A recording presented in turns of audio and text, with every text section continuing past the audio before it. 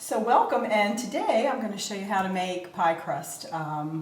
Nothing wrong with going to the store and buying the packaged pie crust, but some people just like to know how to make it. I have one lady who had wanted to honor her grandmother, who she used to make pies with, and she had, her grandmother had passed away when she was still kind of young, so she only knew how to make the fillings and not the crust. So she came out and I taught her how to make it, and she was very happy because she had her own fruit trees, and so from this point on, you know, she could make her own dough, so she felt really happy because she was continuing some family traditions. So anyway, we're going to start with, I had already put flour in the bowl, and there will be written recipes available for you, so I'm just going to give you the basics of how to do it all. And with pie dough, you can make it all with shortening or lard. I kind of learned how to make it with lard, but lard isn't as available as it used to be, and Crisco's, or the shortening, is nice to kind of have available. But you can also do half and half shortening and half butter. The butter makes for a softer pie crust, so I like to use that for some like apple pies. When I make my pumpkin pie, I only like to use the shortening, all shortening for the pie crust. So it just depends what I'm making. And actually, I have here to show you one of the finished products, and I'll show you how to make this also. I used half butter and half shortening in this particular pie. This is called a crostata, so it is a rustic pie. And so we will get to that in a few moments to show you how to make one of those. But in the meantime, it is the flour and the shortening, and I put just a little bit of salt in. And I do use the pastry blender, and you just start pressing it down in there, and I kind of twist it a little just to help with it, to combine it. And it's a pretty quick process. As you can see, it's already starting to combine with the flour, and just keep putting the big chunks of shortening back down in it. And the proportion you want to see is it will look like flour that has tiny little like peas in it. And then you'll know that you have the right amount of fat to your flour. And the fat, of course, works with the flour to bind together. And then we're going to add water, and that's the final step of binding the dough together. So it's not a lot of ingredients. So we are good here. And if you can see like all the little bits of the shortening mixed in with the flour. So that's when you know you have the right proportion. And you can use ice water, or you can use just regular water. And it's better to err on side of having less water at first, because otherwise you've got to make it too soft. You're going to have to add some flour back in. So add a little bit more in there.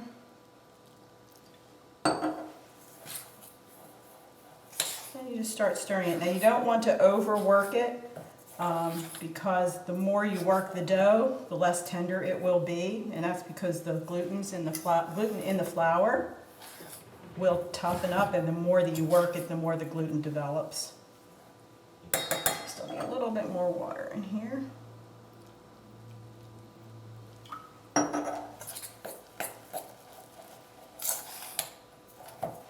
at this point, I just start to put it by hand. So you don't really want to knead it. You just want to do enough so that the dough just comes together. You don't want it to be dry, and you also don't want it to be so soft that then you can't roll it out. And that does not make for a good crust. You want it to hold up to whatever filling you're going to be putting into your pie. All right. So I'm just going to take that out of the bowl just to make sure, get the rest of that flour. in there. And so I'm not going to knead it, I'm just going to kind of blend it. So I did make it, it is just a little bit soft, so I'm going to put a little bit more in here, and that's, it's a feel for what is just the right amount. So that is good. So we are going to put this into a regular size pie pan. So I like to flatten it out a little bit before we get to the rolling pin portion. And then we're going to put a little flour here. You're going to add flour as you go, so as you roll it out, it doesn't stick to your rolling pin. So I'm going to put a little bit on here. So I kind of start from the middle and work out to try to keep the circle.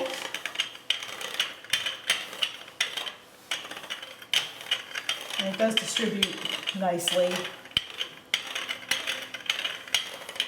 And we're still good. It's still dry enough on the surface where it's not sticking to the rolling pin.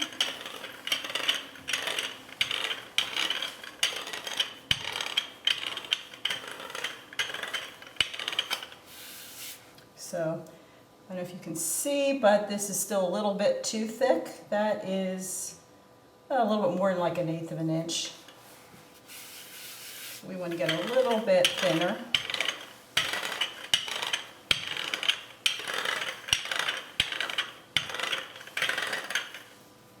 Okay, so we'll do a little bit more here. Depending on the size of your pie pan, some are deeper than others. And once we get this into the pan, if it's too much dough, we're just going to cut it off. So I put a little bit of flour on. And I just loop the first part around the rolling pin. This does need a little bit so it doesn't stick. And then you just roll it onto the pin. Make a little area for your pie pan. You're going to lift that up so the edge is good, and then you just put it into there. Now just be delicate. You're going to want to work the edges down into your pan so that the dough fits square into the bottom. You really don't want to have big gaps in there, because once you put the filling in, if it's not up against the edges, then your dough is going to crack, and then your filling is going to go all down inside. So my gauge for the kind of roll I like to do, I just like the dough just to hit the counter. So I go ahead and count or cut off the extra.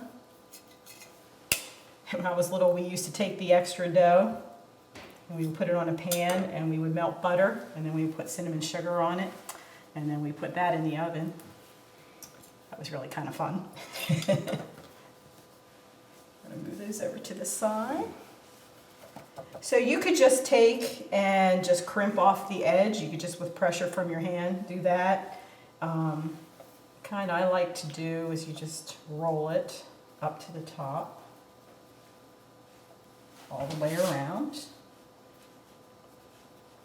See, there's so many different types of edges you can put on your pie.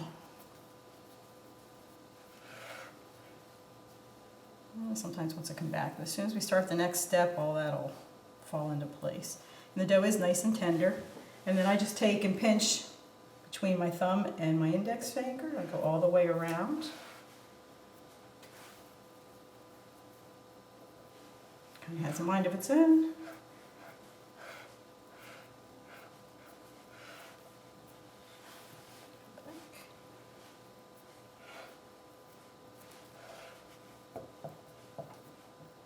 And then I go around one more time just to make sure, and then I use my middle finger and thumb kind of on the inside and the outside. And then that keeps it from going outside of your edges or falling into the inside of the pan, and kind of keeping it up straight.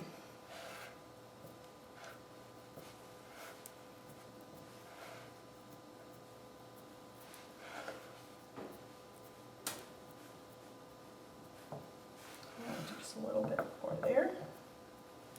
And there you have it. So, you know, and you can put whatever fillings you like in there, your pumpkin pie, your apple pie, etc. But that is your basis for making your your favorite pies. And next I'm going to show you, I've already made up, that one was all with shortening, as you can see. I made up dough ahead of time that had shortening and butter. And that is the same one of the larger pie that we made here, the crostata. So we're going to roll this one out. And I thought I'd show you that, you know, you can just make tiny, you know, more individualized size pies too.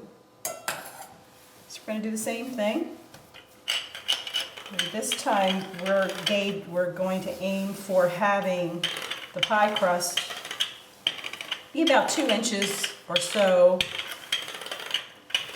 wider than the pie from the pie pan, and that's so we can turn it up to make the edge on it.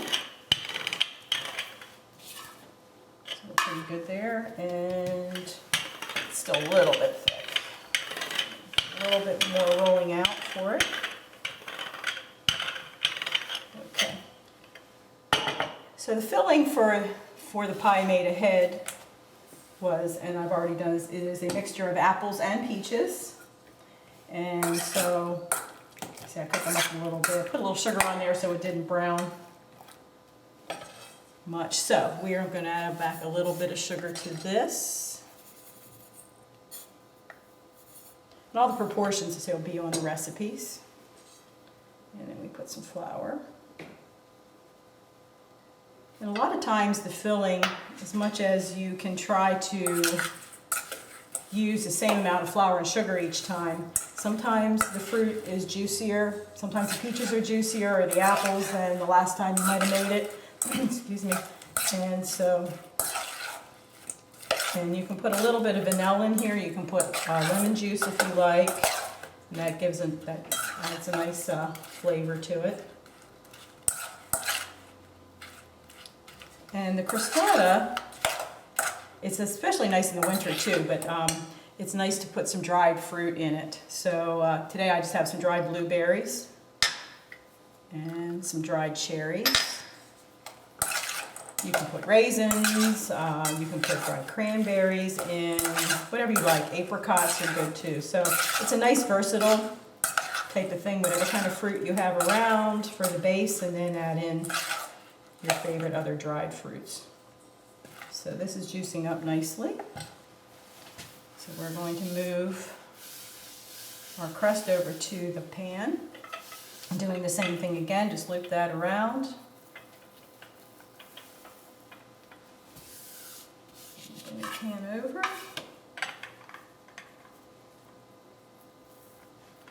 And that just peels right onto there. You want that to be flat. Put your filling in.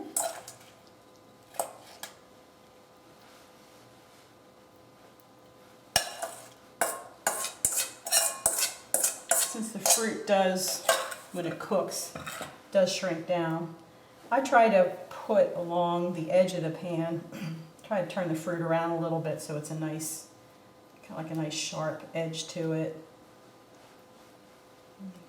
Your dried fruit kind of wants to go down the bottom, so redistribute that a little bit. But you can make that as artistic as you like. And then you just pull up the edges. You just kind of fold it over on itself. That makes it a little decorative. And there you have it. So you'll bake that at 350. And this size pan, that's still probably a good 40 minutes or so. But you'll know that it's done when the center bubbles. So that is, then your pie will just have a really nice smooth sauce to it, so to speak. And there you have it. So hopefully that was helpful for you to learn how to make pie crust, and have fun. Thanks, bye-bye.